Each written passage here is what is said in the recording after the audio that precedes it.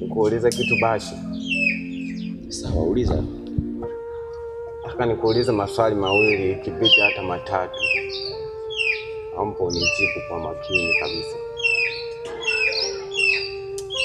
Hivi Bashi, kugeuzwa kiatu cha kutembelea unakanyagwa kila siku, au kugeuzwa ndala za kuingilia chooni, bora nini? Na kwa nini umeniuliza hivi?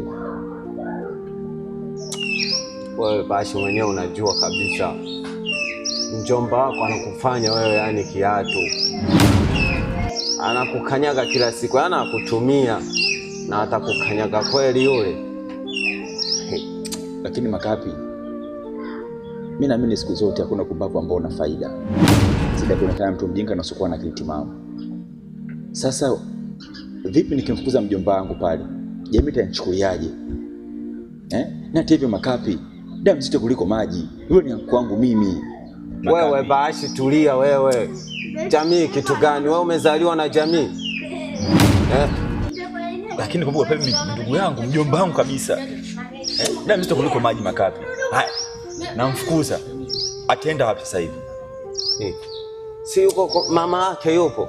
Na pia alikuwa anakaa kwa dada yake. Unamwambia dada maisha yamekuwa magumu. Yaani ndo maana vijana hatutoboi. Wewe mwenyewe nziko afu unaongeza nziko nyumbani, unafikiri utatoboa lini? Kwa Makapi, nimekuja hapa kukuomba ushauri. Unasimanga, si ndo manake? Wewe Bashi naye umeanza kuwa na tabia kama kamjomba kako sasa.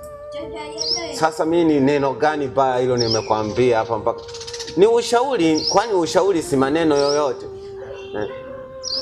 Mimi nakushauri jambo zuri. Sasa cha kufanya, wewe mrudishe nyumbani kwao mjomba wako. Njoo tuishi hapa wote ili ujipange upya, maisha yaende. Kwa sababu sasa hivi uwezi kabisa maisha ya tunapata shingapi kwenye kusajili, yani hizo bukubuku mpe ya kula, bado ulipie kodi. Utatoboa.